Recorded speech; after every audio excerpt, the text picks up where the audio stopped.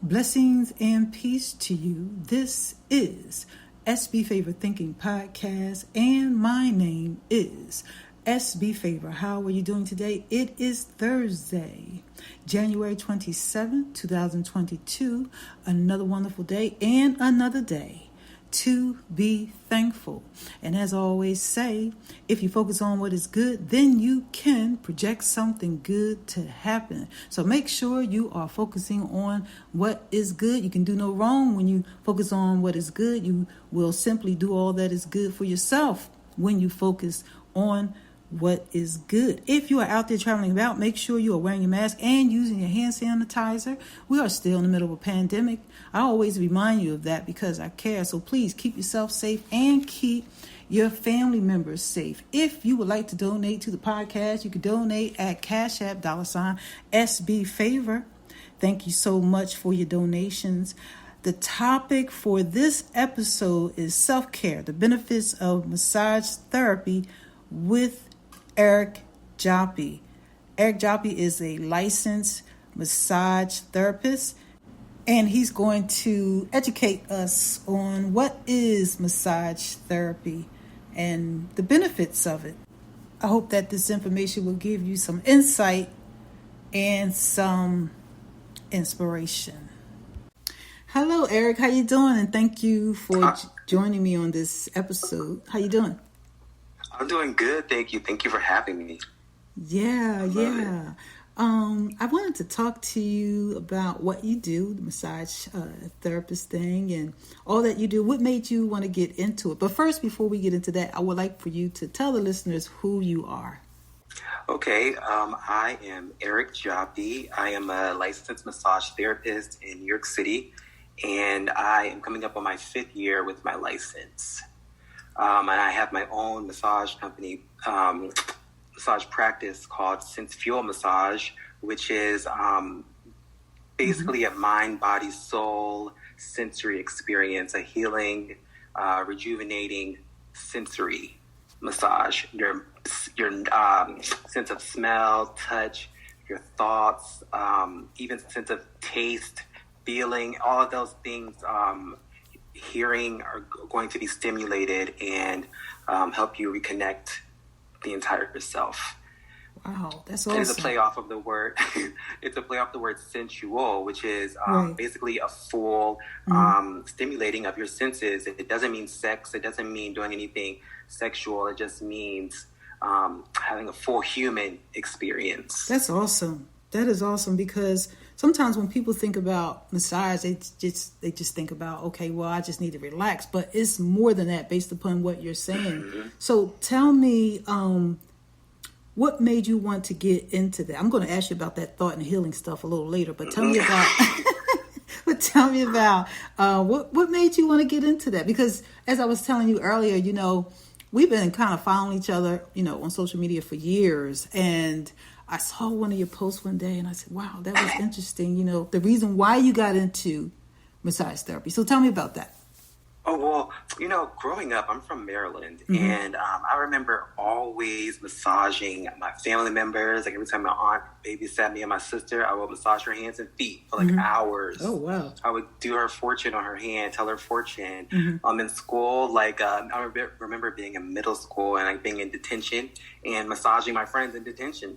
And I remember one friend saying, Eric, you need to be a massage therapist.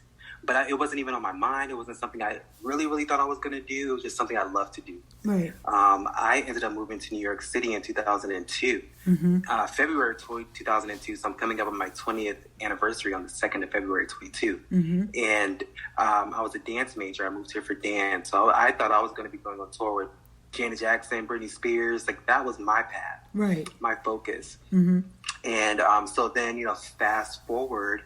I always had this vision in my head of doing massage and being a massage therapist, but I just figured, how am I going to be able to go to school, work, afford that, get a license? It just seemed so out of scope for me. Right. I could never make it happen. So we fast forward to 2011, and I got into a relationship with the person who I call the love of my life. Right. And the reason why I call him the love of my life is because they say the love of your life is the one who challenges you the most, teaches Right. you the most about yourself, and evolves you as a person the most. Okay. So we spent 6 years together, and it was a pretty intense experience. We lived together the entire time. And so between 2011 and 2015, before I started school, I felt like I had no power. I felt like I was living in his home, and I didn't really work because I had in my mind that it was special that I didn't have to work. Somebody was willing to take care of me. So I didn't have anything. All my attention was going towards that relationship. I was isolated from my friends, my family. I was in Queens somewhere just away. And so I quickly realized that I lost all my power. Oh, wow. I couldn't really say what I wanted to say, make the moves that I needed to move because I didn't have anything. So because you was in that relationship, you lost yourself. Wow. Go ahead. I ended up losing myself because I wasn't working, so it wasn't like if something went wrong, I can just get another apartment. I couldn't because I didn't have any money. Yeah. So tell me, like one of those. Yeah, I'm sorry. So tell me how you transformed from all of that, because that's real deep right there that you mentioned that you lost yourself. But tell me how you transformed out of that and became who you are now. Okay, so it hit 2015, and I had a mental breakdown. I had a psychotic breakdown at work. It was due to the stress in that relationship, and it was due to the stress at the job that I had just taken at a restaurant. And I ended up going mad, crazy, like shouting. I was the manager. I left the people in the restaurant by themselves, no keys to lock up. I lost it. And a couple of days after that happened, I was sitting at home and I saw a commercial for the Swedish Institute. And I thought to myself, you know what? While this person is sitting here taking care of me, I'm going to take the most of this. I'm going to take advantage of the situation. I'm going to get free tuition, and I'm going to go to school while he's paying rent. And I'm just going to make the most of it and get my power back. I promise you that was the reason why I did it. And thank God, I feel like my higher self came into me at that moment and made me think of that. So I went and enrolled in school, and the rest is history. Wow, that's awesome. When you say your higher self is that God part that's in you, to come to the place to love you and to get to a place to have that awareness of self-care. And that's what you chose. You chose self-care. And so that leads us into why you became a massage therapist, because you became educated and licensed to do the job. And now that you are doing the job, you're doing it well, and you are influencing others, and that's why I wanted you to be here today. So tell me about your massage therapy and how you went further into it and what you learned as you became more educated about it. Well, when I signed up for school, I thought I was just going to get a license to work in a spa. I didn't really, to do my own thing. I didn't really realize what I was in for.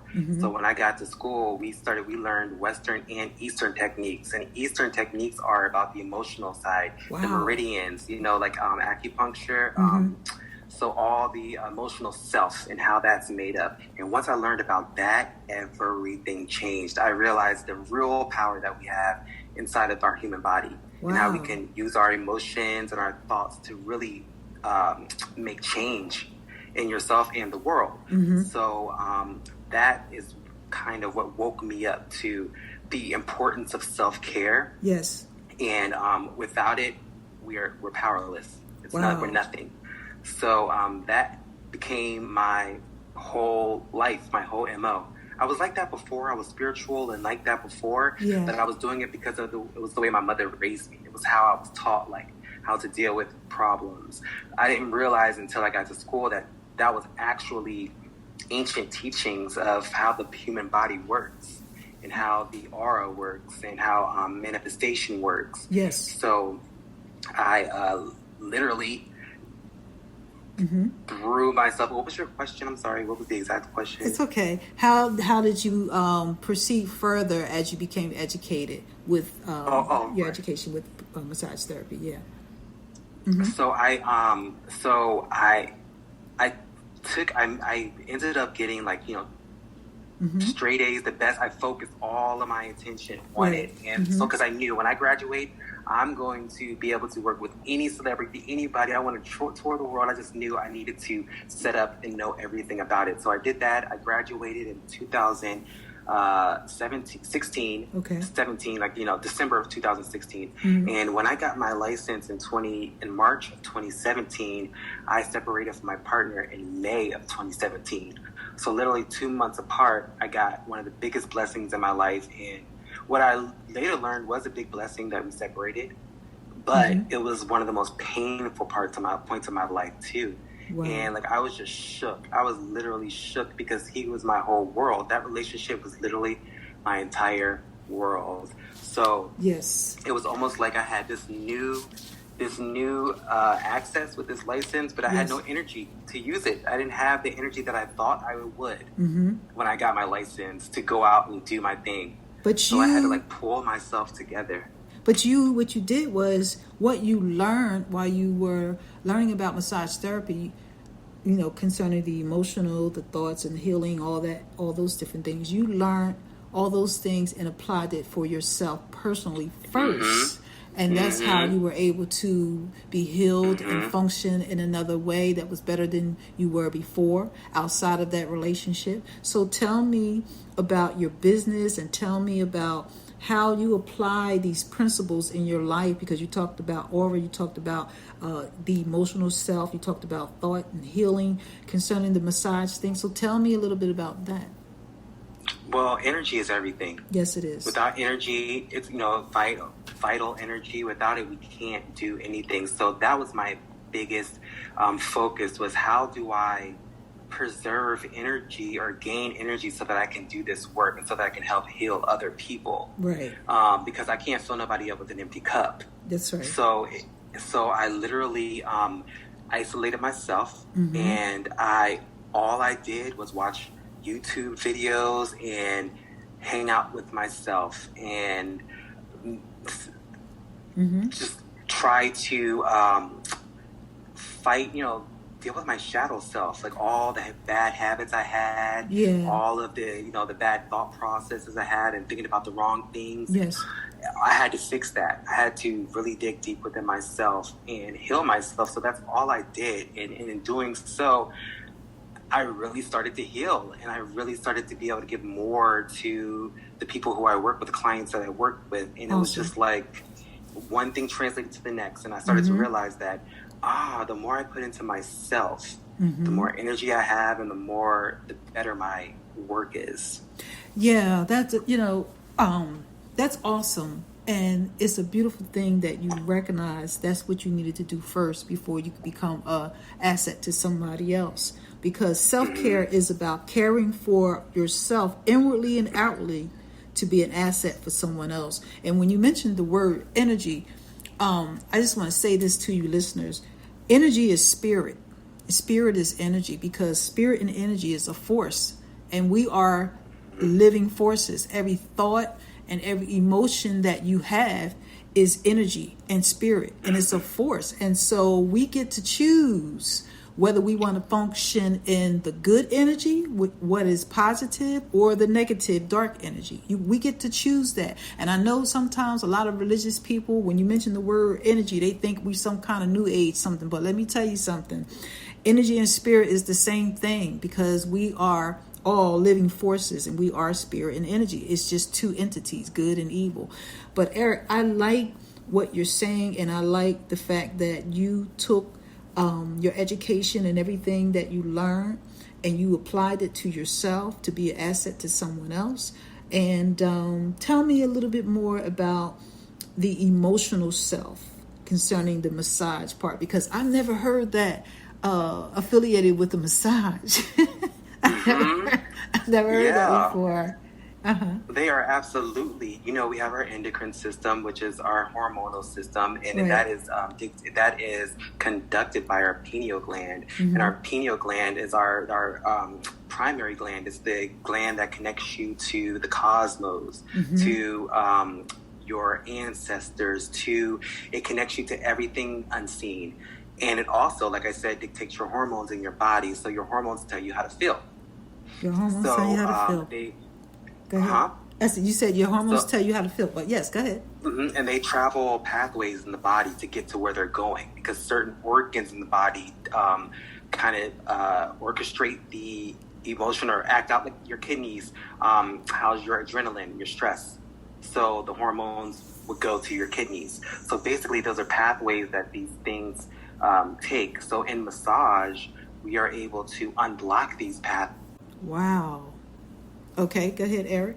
Yeah, so the hormones travel these pathways and they get blocked from everyday life, from stress, from tight muscles, from your diet, from being dehydrated, from a lot of stress in the body blocking all the signals. And so with massage, we're able to come in and work each pathway and open up the flow, the river, so that the emotions can run through and process through your body.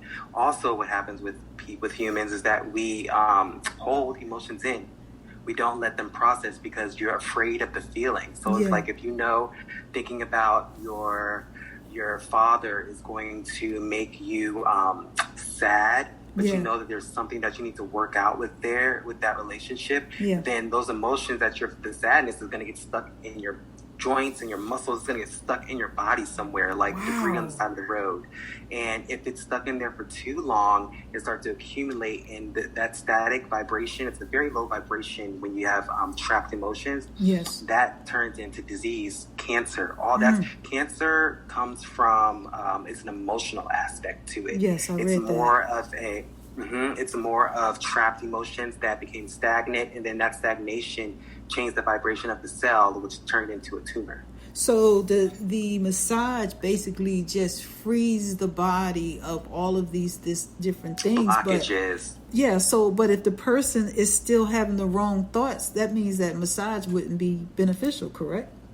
Well, maybe not. It depends, because massage also, while you're getting the work done, your mind is also going in different places, and you start to really work things out within yourself. That's true. Like you start to let things go, or things come to the surface, and you're able to really notice them. Yes. And also, it forces you to just it also clears your blood. Okay. And it also, when you open up those pathways, that's going to help your mind think better, because any blockages in your body, all that energy in your body has to go to that area and try to unblock it. And you waste all this energy trying to clear pathways.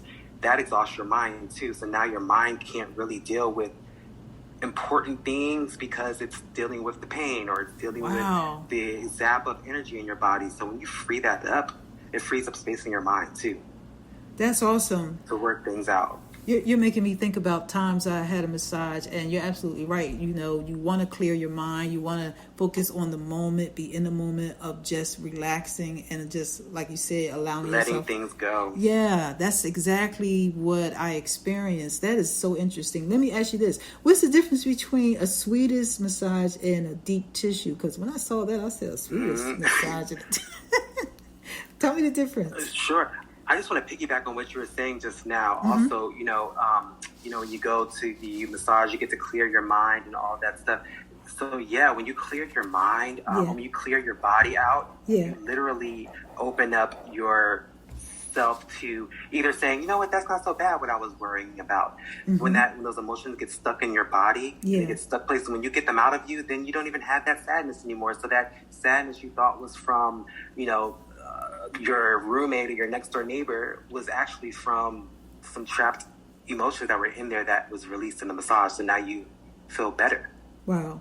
So that's another way that massage helps with the emotions. Okay. But as far as the difference between Swedish massage and deep tissue massage is Swedish massage is all about circulation through your entire body. So if you have issues with lymphatic flow, or you just need to de-stress your body, get inflammation out of your body, then Swedish massage is the best choice, because it just uses a lot of long strokes. A lot of they call them effleurage and petrissage, which are just medium pressure, just stroking the body and making you feel good, but nothing too intense, no kind of like focused work like in your hip or anything. It's just your complete body, assisting the blood to go back to the heart to refilter all the bad stuff out and get some good oxygen in so the blood can get nutrients to the cells. And the deep tissue. Deep tissue is good for injuries. So if you have an injury somewhere, or if you have like a knot in your shoulder and you can't move and it's been bothering you for days, deep tissue will go in and go deep into the muscle. Our muscles sometimes have 3 layers to them. You can't get to one muscle until you get to two others that are on top of it. Wow. So deep tissue, you're able to really go deep and to get to an actual localized problem. And reflexology.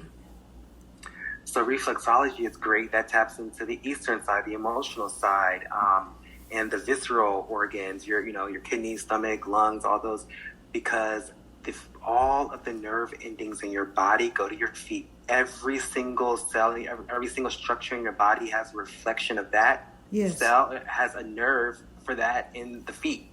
So your feet and your hands are a map of the entire body. So when people are doing chemo, or if people have plantar fasciitis, which is inflammation on the bottom of the feet, or something where they can't get massage on their body, then you can work on their feet to address any issue and go very, very deep, like get to your heart from your feet.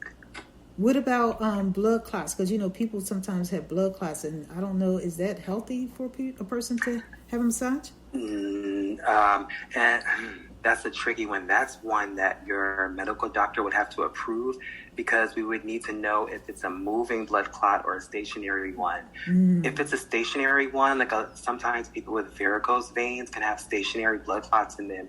And for those, you have to use very, very light pressure. Because if a blood clot moves through the bloodstream, it can get stuck in an artery or in the brain somewhere, and that can cause all kinds of, it can cause death. So it has you can have a hemorrhage in your brain. Oh my God! So that person will have to get the medical advice before they were to do that. Okay, so what about let me see, what else? Injury. What about a massage therapist? Is it likely that a massage therapist could injure somebody if they didn't do it the correct way, if they didn't complete a massage the correct way? Absolutely. If you don't listen to the person on the table, because a lot of healers, and I'll speak for a massage therapist, think that they know everything. And it's like, no, I have the license. You just lay there and listen to me. And they don't they don't pay attention to the feedback or the body signals of the person on the table.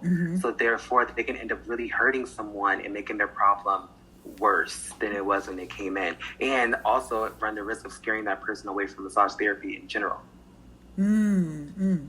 So what is your expertise in terms of the best type of massages you give on a regular? I would say the best type of massage that I give is sensual massage, because that massage is the world massage. That's like a cosmic massage. Quickly, I was working my first year of my license. I worked at a luxury bathhouse in Tribeca. And one of my clients there at the end of the massage said, I have to tell you something. There's a woman. She said, I'm off of work. I don't work today. I'm a clairvoyant. I'm off today. I'm getting a massage. But there's this woman that kept coming to me while you were working, and she kept pointing to her fingers and wrists. And she kept saying, do you know this name? Do you know this name? And she said, the woman is with you when you massage. So at that point, I realized that this is something bigger than me. So when I do my work, it's like it's coming from the cosmos. I'm being guided by my benevolent soul family, by my benevolent ancestors, someone who's been appointed to me to help me do this work and protect me from all that can be transferred during a massage. So it's spiritual. This is why when I do my work, it's spiritual, but it attacks a physical on a physical level. So I'm not just rubbing your body. I'm not just meditating. I am also working on deep work and getting problems out. And I can fix things. I can get pain out of there too. So it's not just like, it's a, burn stage and we're just going to focus on our thoughts. It's like, this is actual, real, deep physiological changes in the body as well. structural changes in the body as well. So this is why I love sensual massage, because it taps into everything. It's a full sensory experience. It's like a Swiss Army knife of massage. Why do you think people always associate massages with sex? Because I mean, it's a massage is really for self-care. I mean, when I go on vacation, I get massages, and I mean, I don't just constantly think, oh well, this massage has to be associated with sex. Why do you think people do that all the time? I mean, it's sensual, but it doesn't have to be. It doesn't have to be connected, right? It doesn't have to be. Yes and no. It's like I understand why. I understand why. Yeah. Because it's like you're undressed and that's true. It feels good. Yeah, it does. And normally when somebody is rubbing on you like that when you're naked, there's because you're about to do something. So it's like you have to like. It takes time for people to get the picture of what's going on here. And, there are places for people to go to get that type of work. So if someone is used to getting massages like that, then of course they're going to think all massages are like that. So, and this is why we fight as massage therapists to stop people from saying masseuse, because masseuse implies happy ending, because you don't need to be licensed to be a masseuse. Wow. So, but everyone thinks masseuse is like a fancy name, so I understand that. Mm-hmm. Yeah. Wow. This is interesting, because I believe that people need to be educated a little bit more deeper on what it is all about when it comes to getting a massage for the right reasons, because a lot of us, we just get a massage because we want to relax. That's the first thing we think about. We want to simply relax. I've gone on. Imagine the feeling of somebody taking and opening up all the windows and all the doors inside of your body and letting all the bad air out. And then once the bad air gets out, letting all the fresh, good ether, good air in, and then closing back the windows and leaving one window open. That's what it feels like to get a massage. You feel like wow, I have so much more air inside my body. I have so much more room to move. My soul can do cartwheels inside of my body now because so much pressure has been taken off. I mean, everything you said, it makes perfect sense, because so many of us have gone through so many things in life, and people are carrying stress in their body. They're carrying traumas in their bodies, and people don't even know that. And I think that the healing process and the thought healing process in itself, it all ties into what you're saying, because it's all about just being free. I believe that God wants us all to simply just be free and live our best life. And to do that, we have to get rid of all that we've gone through in the past, the things that stop us from being our best self, right? So, and that's not easy to do, because when you've been doing those things, even if it gives you a bad result, it's what you're used to. So it's like, how do I change? I can't. If this feels right to me, it feels like the right thing, even though it hurts me. Yeah. So that's the part of breaking that is the hardest part. Yeah, but that's a blessing that you chose to do self-care on yourself, and you chose yourself. You chose to love yourself. And it's choosing too, because it's every single day. It is actually every day. Yeah. It don't ever stop. Yeah. When you said that to me, you said, wow, I like your vibe. You must have gone through something. Yes, absolutely. I've gone through a lot of things in my life, and I'm telling you, I have chosen for a very, very long time to love me unselfishly. I love me first to be an asset to someone else. And that's the very reason why I started this podcast, because I believe that people need an awareness to love themselves to be an asset to someone else. I think that a lot of us walk around every day and we just want to go to work, come home, go to work, come home, and do the thing that we think life is. But what we're supposed to be doing is working on ourselves inwardly and outwardly to be an asset to someone else, because that's what life is all about. Because when you become an asset to someone else, then you empower someone else. Your power is just not for you, people. It's for somebody else. So that's why. Go ahead, Eric. I was going to piggyback off of you and say your biggest asset is yourself. That's right. You cannot be an asset to somebody else if you are not an asset to yourself. If that's the case, then you'll just be somebody's bitch, to be honest. You're not. If you're just an asset for somebody else, then they're just using you. Yeah, absolutely. I mean, it's all about self-care, and that's why I wanted you to come and talk about this topic with me, because I believe that we all need to be educated about what a massage therapist does. It's okay. You're human. You're not doing it to be offensive. It's okay. I'm open-minded, and everybody that listens, I hope they are open-minded too. But like I said, being a massage therapist is something that is a great service to people, and everything that you mentioned, I just think it's beautiful. I mean, the thought, the healing, the emotional self, the energy / spirit connecting all together to be good, so that we could be better inwardly and outwardly, and releasing all of that we don't need. It's a beautiful thing. So Eric, I thank you so much for taking the time to talk to me today, and I want to have you back soon. Thank you. Because, please, there's so much more we can talk about. May I just say one quick thing? Sure. I just want to say one quick thing. We talk about self-care, and we're always so like, everyone is always like, oh yeah, it's so good, do it.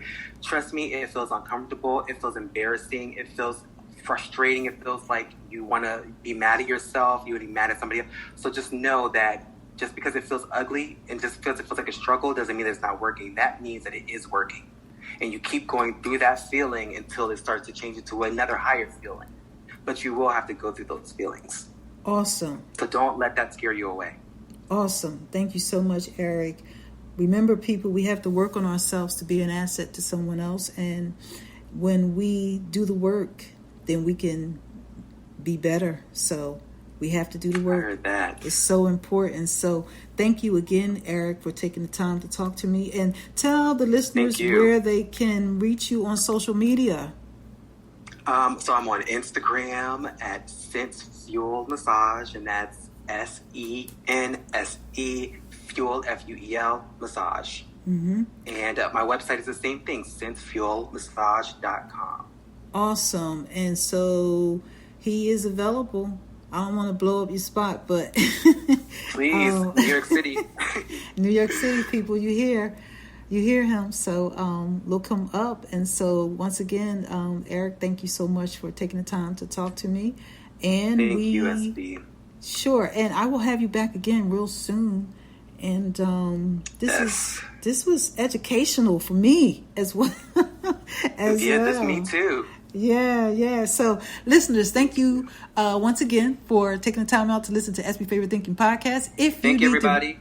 It's okay. Yeah. If you need to reach me, you can reach me at sbfavor@yahoo.com via email. You can also find me on Facebook, Twitter, and Instagram at sbfavor. I also have a TikTok handle. It's inspirational content over there at sbfavor. And I also have a YouTube channel. You can click like and click the bell so that you can receive a notification each time there is a new episode of SB Favor Thinking Podcast. Please share the podcast with others. You can do no wrong with that. You can only do good. And thank you once again for listening. And if you would like to donate to the podcast, you can donate at Cash App, $SB Favor. Thank you for listening. And Eric, once again, thank you so much. Thank you. I appreciate you. All right. Thank you, everybody. All right. Thank you, listeners, and you have a good day.